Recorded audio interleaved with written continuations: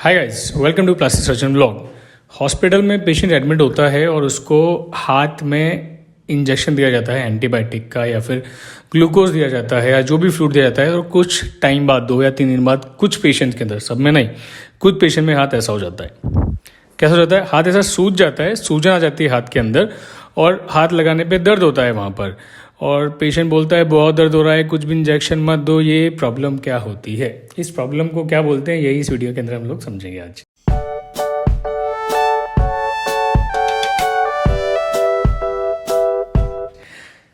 इस प्रॉब्लम को हम लोग बोलते हैं थ्रोम्बोफ्लेबाइटिस। थ्रोम्बोफ्लेबाइटिस मतलब जो आपके हाथों की नसें होती है उनके अंदर सूजन आ जाना, इन्फेक्शन हो जाना, इन्फ्लेमेशन हो जाना।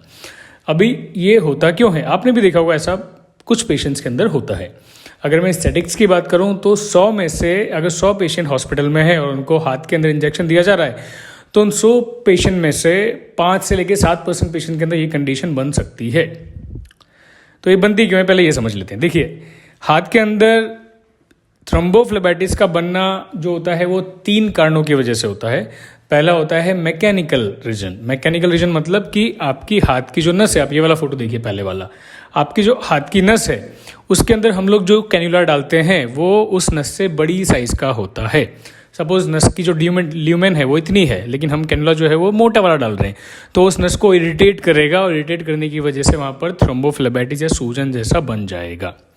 पहला रीजन मैकेनिकल कारण। दूसरा होता है कि हम लोग जब नस के अंदर कोई भी दवाई डालते हैं, आपके हाथ की नस के अंदर हम लोगों ने एंटीबायोटिक दी, एंटीबायोटिक हम लोग ज़्यादा पेशेंट को देते हैं, तो जब एंटीबायोटिक यहाँ से देते हैं तो जो सोल्यूशन होता है एंटीबायोटिक का वो काफ़ी ज़्यादा गाढ़ा होता है नॉर्मल से।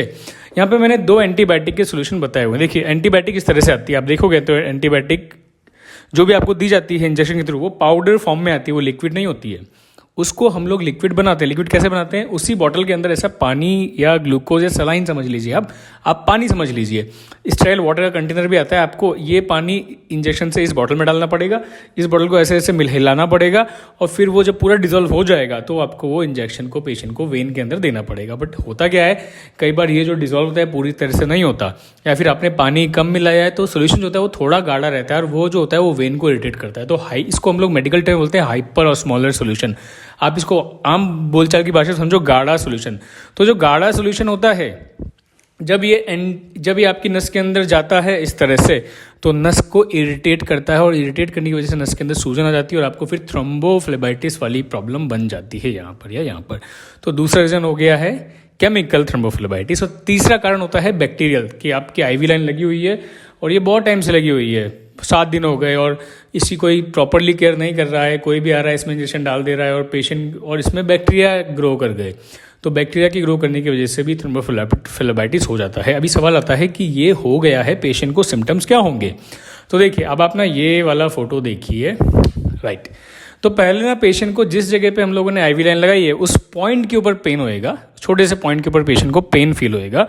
फिर वो धीरे धीरे जो पूरी नस है वो पूरी नस ही लाल दिखने लग जाएगी। और फिर अगर तब भी हम लोग ने इग्नोर नहीं करा, पेशेंट बोलता है सर जैसे ही इंजेक्शन देते हैं वैसे बहुत पेन होता है, बहुत सीवियर पेन होता है, या हाथ का मूवमेंट करते हैं तो बहुत पेन होता है, आपको समझ जाना चाहिए पेशेंट को थ्रोम्बोफ्लेबाइटिस बैठ गया है। तो पेशेंट की जो नस होगी वो पूरी नस लाल हो जाएगी और सूजन आ जाएगी हाथों में। तो अगर आप पेशेंट का वो वाला हाथ नॉर्मल हाथ से कंपेयर करेंगे तो नॉर्मल हाथ जो होगा उसके अंदर स्किन आपको रिंकल वाली दिखेगी, ये रिंकल दिखेंगे, लेकिन उस वाले हाथ के अंदर सूजन आने की वजह से स्किन पे रिंकल्स नहीं दिखेगी। स्किन में जो नॉर्मली बोन्स दिख जाती है, ये नकल्स दिख जाते हैं, ये सब नहीं दिखेंगे, वो सब हाइड हो जाएंगे। तो मतलब सूजन आ गई, सूजन आने के साथ ही रेडनेस हो जाएगी। तो ये सब इंडिकेट करता है कि पेशेंट को थ्रोम्बोफ्लेबाइटिस हो गया है। सवाल, ट्रीटमेंट क्या करें? तो देखिए, बहुत से लोग ना आपको थ्रोम्बोफोब जेल दे देंगे कि थ्रोम्बोफोब जेल को इस पे मसलो ये ठीक हो जाएगा। समहाउ ये ठीक भी है, लेकिन यहीं पर आपको समझना है कि थ्रोम्बोफोब जेल जो होता है ना, अगर आप प्रैक्टिकली देखोगे तो पेशेंट के लगाना बिल्कुल पॉसिबल नहीं होता। पेशेंट का हाथ इस तरह से सूजा हुआ है, बुरी तरह सूजा हुआ पड़ा हुआ है, वो टच करने पर भी पेन होता है, वहाँ पे आप मसाज कैसे करोगे थ्रोम्बोफोब जेल से? तो लोग बोलते हैं मसाज मत करो, जिस हिस्से पे लाल है वहाँ पे लगा लो। तो इतना इफेक्टिव नहीं होता है। आप थ्रोम्बोफोब जेल को ट्राई करो, डेफिनेटली करो। आप देखो बहुत से डॉक्टर थ्रोम्बोफोब जेल ही देते हैं, और आप उनसे आर्ग्यू भी कर सकते हैं कि सर कैसे लगाएं, क्या लगाएं। तो देखिए, बेसिक अंडरस्टैंडिंग देखिए, इसमें हुआ क्या है। इसके अंदर थ्रोम्बोफ्लेबाइटिस में जो आपकी वेन है, कौन सी वाली वेन है, ये वाली वेन, इस वेन के अंदर इन्फ्लेमेशन, सूजन आ गई है, राइट। ये और सूजन आसपास के हाथ में भी फैल गई है। अंदर से देखूंगा तो वेन इस तरह से सूज जाती है। अब मैं इस वेन को सपोर्ट दूंगा। सबसे पहले तो जो आईवी लाइन लगी हुई उस आईवी लाइन को निकाल दो, निकाल के फेंक दो। उस हाथ में नई आईवी लाइन मत लगाओ, उसी हाथ में बिल्कुल मत लगाओ। उस हाथ को छोड़ दो, रेस्ट करने के लिए छोड़ दो।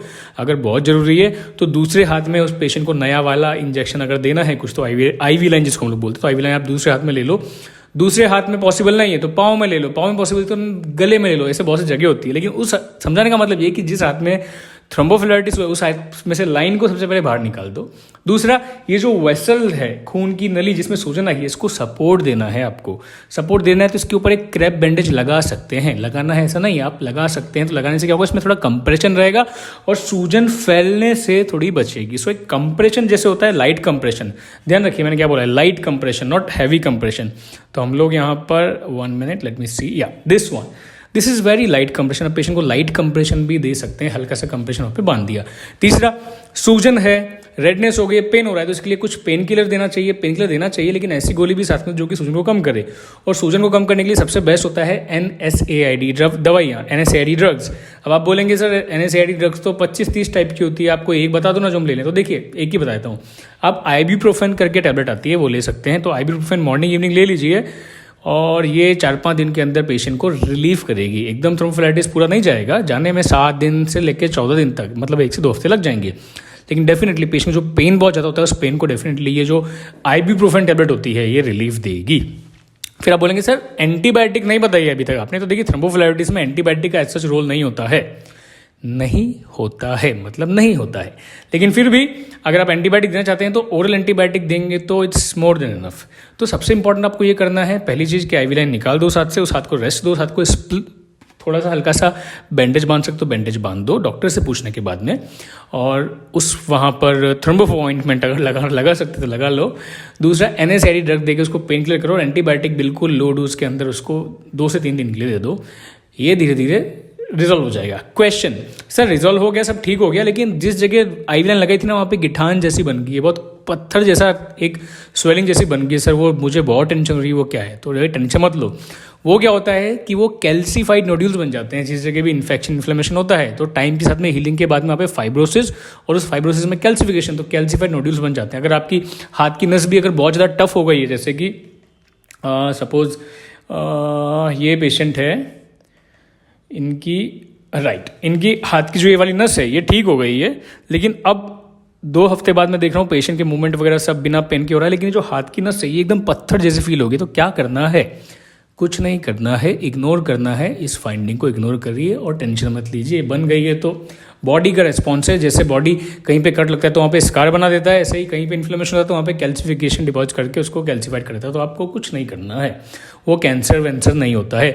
ऐसे पेशेंट बोलते हैं सर इंजेक्शन लगाया था हम लोगों को पीछे की साइड में, वहाँ पे गिठान जैसे फील होगी, सर क्या करें? कुछ नहीं करना है भाई, वो नॉर्मल चीज़ होती है। कुछ पेशेंट में बन जाती है, इंजेक्शन लगाया वहाँ पे ग्रेनुलोमा बन जाए, ग्रेनुलोमा में कैल्सिफिकेशन हो जाएगा, 1 महीने के बाद में गिठान जैसे दिखेगी।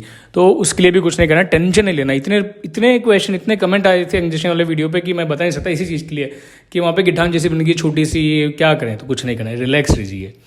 So this is about thrombophlebitis. I hope you like this video. If you like this video, you can put in the comment section, and that is all. Thanks for watching. Nice day. Bye bye.